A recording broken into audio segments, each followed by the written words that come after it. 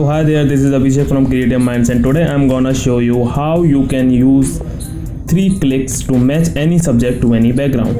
It's so easy that is unbelievable, but once you understand the concept, it will all start making sense. And we will also learn some color grading techniques to match the subject to the background to look more realistic. So without any further delay, let's get started.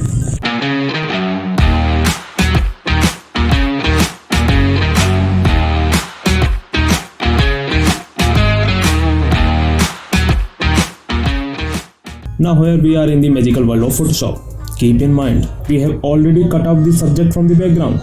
So here our subject and here our background. All you need to do is very simple. Just create a curves adjustment layer. We are still using 3 major clicks, okay? Don't worry. So click on the adjustment layer icon and select curves. So now whatever we do inside of the curves adjustment layer will affect the whole image.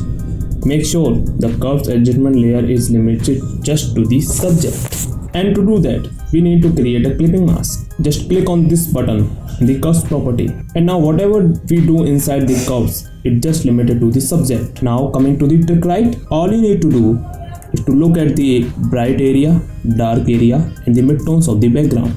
Not to the subject but of the background, and set them to those 3 eyedropper that you see right over here. Easy, right? So have a look at the eyedropper with the black tip, which means it stands for shadows. So double click on that and make sure sample is current and low and sample size is 5x5 or 3x3. Now click on the dark part of your background. Now select eyedropper with white tip for highlights. Just double click and select the brightest part in your image. This color is the brightest, that is fine.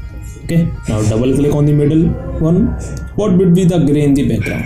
Now let me ask you a question. If the background was lit with natural colors, then what area would be gray? Mountains, right? So let's pick the mountains color, something like this. Now we have all these 3 eyedropper filled. Now all you need to do is very simple. Just click on the highlights, midtone and shadow of the subject. Just 3 clicks and you will just set it up very quickly. Now take a highlighted eyedropper and just click on the brightest part of the subject, just like this, and now select the shadow and click on the darkest part of your image, something like this. And now you can check some by clicking another part of your image also, something like this you can do. Okay, that's fine. Now click on the midtones. So where you think the midtones has to be. For midtones, just click on his beard, something like this, or you can check the values by clicking the nearby areas of that you have. So there is your image. So as you can see, a huge difference has been made, like before and after.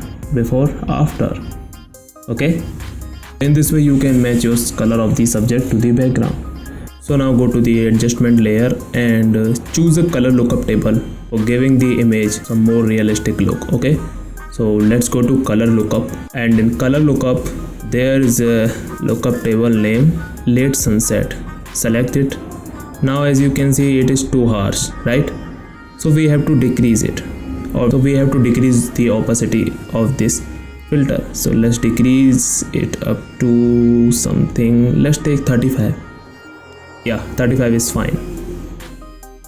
Okay, so now we have to add some warmth look, because in the background there is some warm look. Okay, so let's go to color lookup table again and choose crisp warm. Now as you can see, the crisp warm color lookup table is hiding out details from the shadows. So how you can fix this? Just double click on the color lookup crisp warm table layer, and in the underlying layer let's drag the slider to the right. But as you can see, it is too harsh. So press the Alt button on your keyboard and let's take the slider left side and half slider goes to right side fully. Okay, and then hit OK. Now as you can see, the details are again coming to the shadows. Okay, so in this way you can add some details or feel to the image. So guys, let's add some depth to the image or to the background. just go to the background layer and just copy it by Ctrl or Command J, and right click on the layer, copied layer, and just go to smart filter, convert to smart filter. You can also create a smart object by going to the filter and filter panel and convert to smart object. Now hit OK, and there your layer is converted to the smart object. Now go to filter and blur gallery and tilt shift blur. Now in tilt shift blur, let's decrease the size first. Now in tilt shift blur, the area between these two lines is the area in which there is no blur, and the area apart from these two lines, the blur is gradually increase. Okay, so let's take the tilt shift to the downside like this and like this. Okay, let's we start from 0. Okay, now increase the height of the dotted line, something like this, and increase the size of the blur. Let's take around 70 pixels. Okay, that's fine. Set it according to your image and how much you like blur, you can set, and then hit OK. Okay guys, now it will take a while depending upon the speed of your computer. So there we go.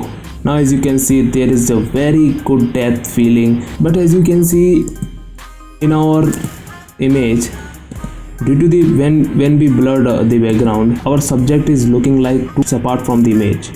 So let's blur the edges of our subject. So how you can add blur? Just convert the subject layer to the smart object and then go to filter and blur gallery and choose field blur. Okay, and in field blur you can set this like this. Just keep it on face so that face does not get blurred, and decrease to 0. And let's add a point by clicking. Just click on. Now just add another point by click on the screen and increase the blur up to like 18 or 21 something, as you depend upon your image again. Now add another point to there and increase the blur again. Add one more point here, right, and increase the blur again up to 18 or 21 according to your preference, according to your image. Okay, so let's take one point here and decrease the blurriness, because these both are in same focal plane, both face side and the chest. So here our image, and then hit OK. It will take a while again. Okay guys, depending upon the speed of your computer. Okay, so as now you can see, the image looks really good and it's look more realistic than before. So in this way you can create your, or you can match your subject to the background.